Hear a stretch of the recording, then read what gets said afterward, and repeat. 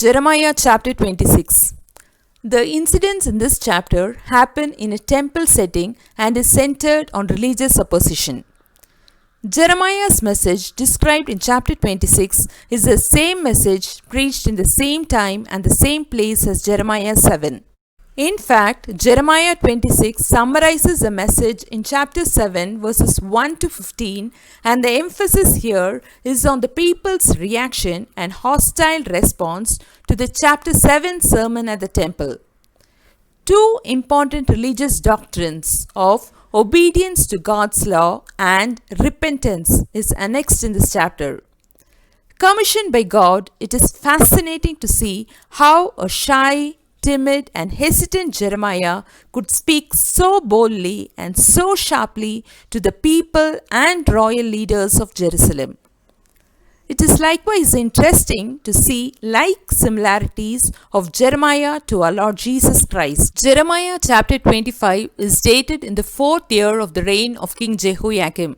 This chapter 26 is dated in the beginning of Jehoiakim's reign.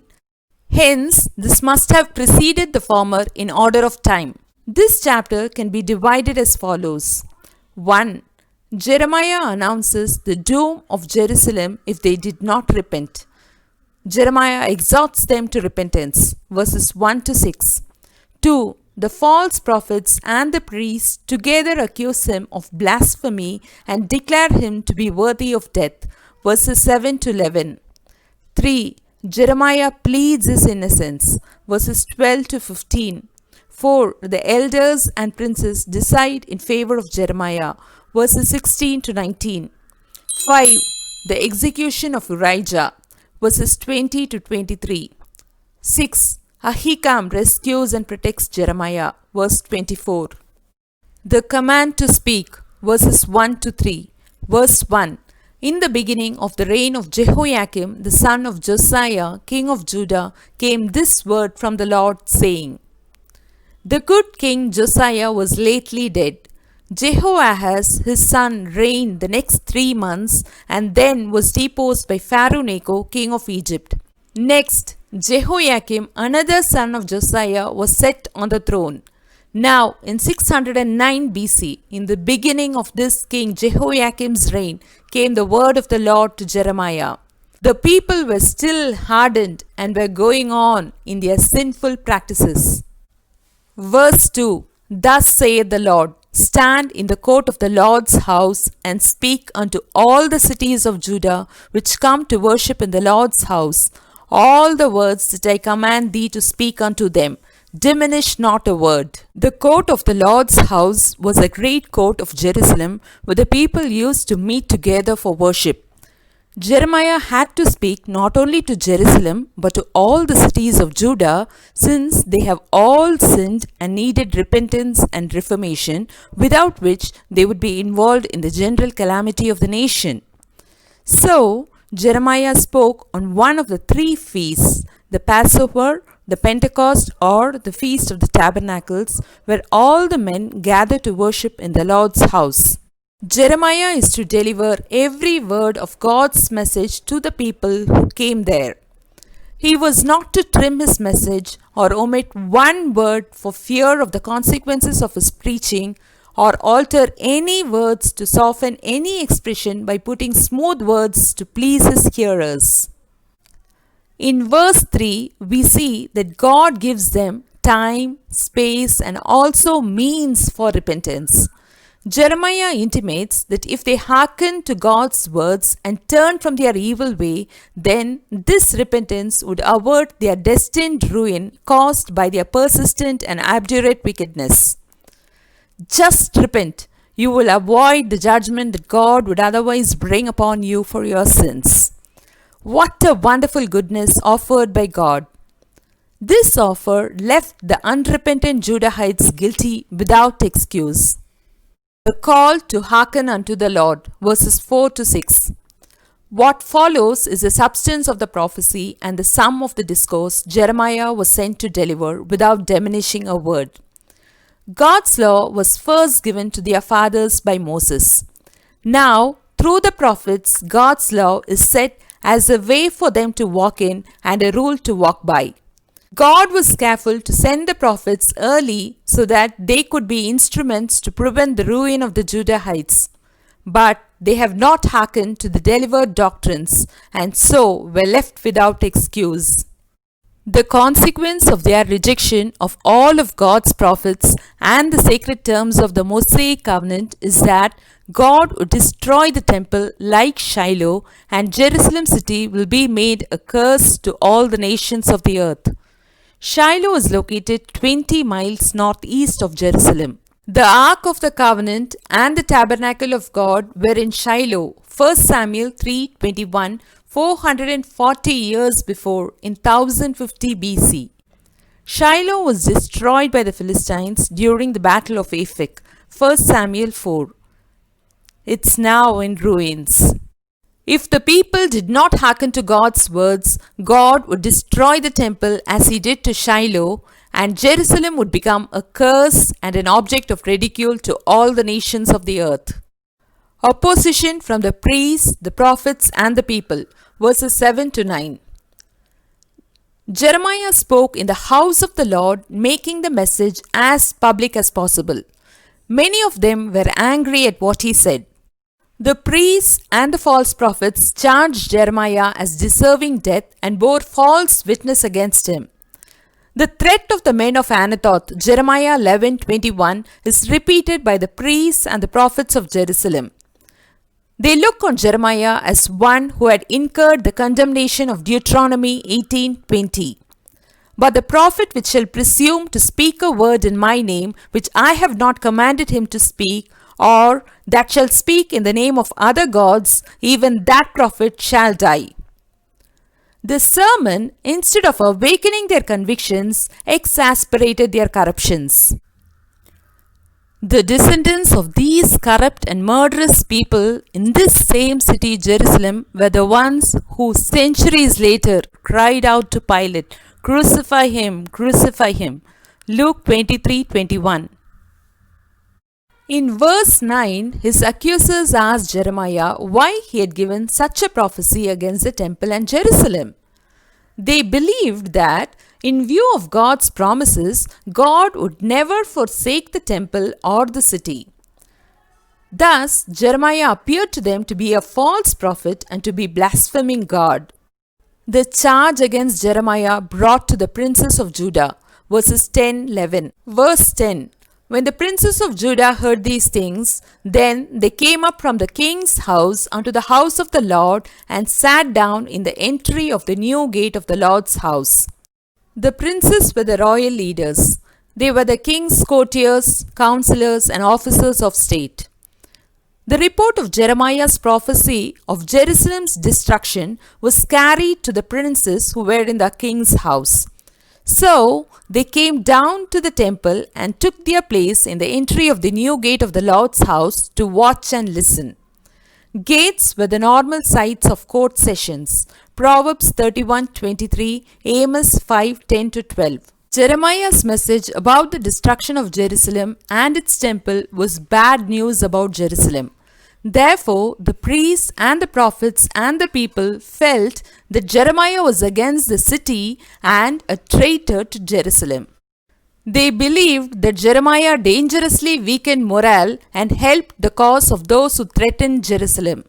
So, they condemned Jeremiah as worthy for death and brought him for judgment to the princes who were the political leaders of Judah. Jeremiah defends and explains his message, verses 12-15.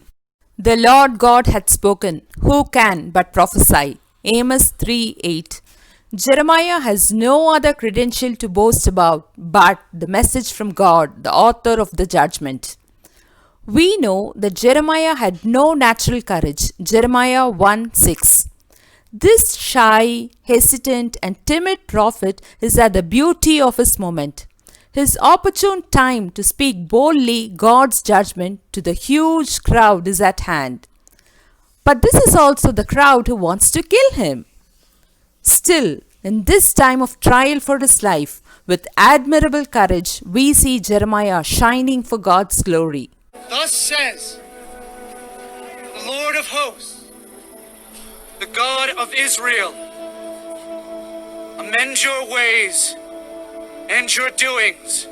Jeremiah responded with a threefold defense in verse 13. 1. Therefore, now amend your ways and your doings. 2. Obey the voice of the Lord your God. 3. The Lord will repent him of the evil that he hath pronounced against you. His boldness and quiet indignity is genuinely remarkable. He made clear and proved himself that he was just a messenger of the Lord and had spoken only those commanded by God. Deuteronomy 18:20. He defended the message directly, courageously, and appropriately. Jeremiah was on trial for his life, yet he courageously spoke as if they were on trial and not he. This was the real sense because their only hope was that God might relent from the promised judgment in response to their repentance. He had not denounced an irreversible doom. His message was an assurance of pardon upon repentance. The whole history reminds us of the accusation brought against one greater than Jeremiah. He had foretold a destruction of the second temple as complete as that of Shiloh. Luke 19:44. He too was accused of having said that he would destroy the temple. Matthew 26:61. And he, foreseeing that the people would not repent, had pronounced an irrevocable sentence on the temple. This was the key factor in bringing him to trial. Matthew 26:57-68, Mark 14:58. Verse 14. As for me, behold, I am in your hand. Do with me as seemeth good and meet unto you. Verse 15. But know ye for certain that if ye put me to death, ye shall surely bring innocent blood upon yourselves and upon this city and upon the inhabitants thereof. For of a truth the Lord hath sent me unto you to speak all these words in your ears. Jeremiah surrendered himself to the will of the Lord. Jeremiah's humility and submission to the higher powers is commendable. Romans 13:1. He warned them that if they killed him, they would be guilty of shedding innocent blood, since the Lord really had sent him with this message. The choice was left to them, but Jeremiah wanted them to know that it was a choice with consequences. Jeremiah was steadfast before this council of the princes of Judah. He didn't display any doubt about his call or his message. It's interesting to note the 5 noble virtues in Jeremiah's brief defense. 1. Prudence in proclaiming his divine mission. 2. Love in exhorting his enemies to repent. 3. Humility in acknowledging the higher authority over him. 4. Courage in telling them God would avenge his death. 5. Fearlessness before death. Centuries later, another innocent messenger of God was unjustly accused by religious leaders, and in the trial they were warned that an unjust death sentence would bring blood guilt. Yet, Jesus of Nazareth was condemned nevertheless. Jeremiah will not be condemned to death. Verse 16. Seeing the courage of Jeremiah, the princes defended Jeremiah, saying that he had brought a message from the Lord and should not die for having done so. They did not like the message, but could not blame the messenger who faithfully delivered God's message. It reminds us of Pilate's declaration in the presence of the priests, the scribes, and the clamoring multitude, "I find no fault in this man." Luke 23:4. While the people and the princes recognized Jeremiah's divine authority, they apparently still refused to amend their ways and obey God's voice. The elders, remembering the days when they used to listen to the prophets, verses 17-19. The elders were another group of people who spoke with wisdom to all the assembly of the people. They give instances of how 2 prophets, Micah and Urijah, had been treated in the past and the consequences of their treatment. Verse 18. Micah the Morasthite prophesied in the days of Hezekiah, king of Judah. Marisha was a city in the tribe of Judah.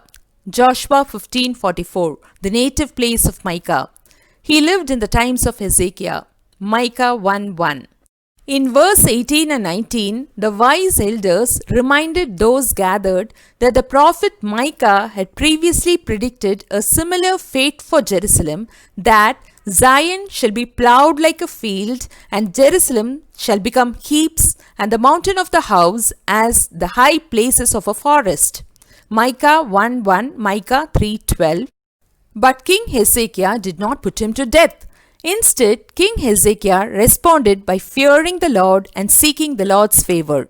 God in turn responded favorably, and he relented concerning the doom which he had pronounced against them.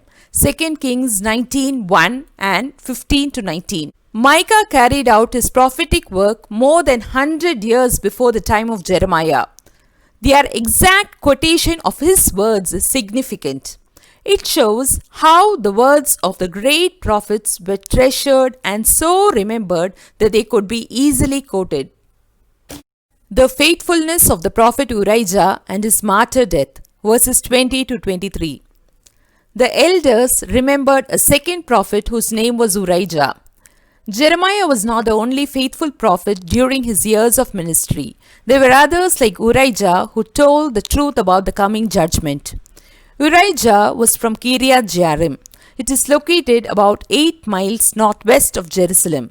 Verse 21. And when Jehoiakim the king with all his mighty men and all the princes heard his words, the king sought to put him to death. But when Urijah heard it, he was afraid and fled and went into Egypt. The king sought to put him to death. Since the events of this chapter happened in the beginning of the reign of Jehoiakim, the king must have tried to kill Urijah even earlier. We know of others in the Bible who fled to Egypt like Jeroboam, 1 Kings 11:40, Hadad, 1 Kings 11:18, and Joseph and Mary, Matthew 2:13-15. Egypt was at all times the natural asylum for political refugees from Judea. The presence of the deposed Jehoahaz and all the other Jews in Egypt may possibly have been an attraction for Urijah. Jeremiah 24:8. When Jehoiakim and his mighty men and all the princes heard what Urijah said, they tried to execute the prophet. But he was afraid and prudently fell to Egypt, hoping to find safety in the large Jewish community in Egypt. Elnathan, the son of Akbor, the envoy employed on this mission to kill Urijah, was the king's father-in-law. 2 Kings 24:8. Verse 23. And they fetched forth Urijah out of Egypt and brought him unto Jehoiakim the king, who slew him with a sword and cast his dead body into the graves of the common people. The king put Urijah to death and gave his body an undistinguished burial, literally in the Kidron Valley among the graves of the children of the people. 2 Kings 23:6. The prophets seem to have a separate cemetery. Matthew 23:29. Urijah's corpse was denied this honor in order that he should not be regarded as a true prophet. The elders remembered that the prophet was brutally executed and disgraced in his death. Hezekiah, who protected Micah, prospered, but Jehoiakim, who slew Urijah, did not prosper. The counsel of the elders was left to be inferred. The argument was perfectly conclusive. Now the priests, prophets, princes, and the people had to decide. Help for Jeremiah from Ahikam, verse 24. Nevertheless, the hand of Ahikam, the son of Shaphan, was with Jeremiah, that they should not give him into the hand of the people to put him to death. Ahikam had been a member of the deputation sent by Josiah to the prophetess Huldah and had helped secure the prophetess Huldah's interpretation of the scroll found in the temple. 2 Kings 22:12-14, 2 Chronicles 34:20. He was the father of Gedaliah, the governor of Judah, appointed by Nebuchadnezzar. 2 Kings 25:22, Jeremiah 39:14. His father Shaphan played a prominent role in the work of reformation under Josiah. Such was this elder Ahikam's influential family. He exercised this influence and Jeremiah escaped death. Today, Jesus is our Ahikam, interceding for us and defending us from every accusation of the evil one and delivering us from all condemnation. Jeremiah chapter 26, questions and answers.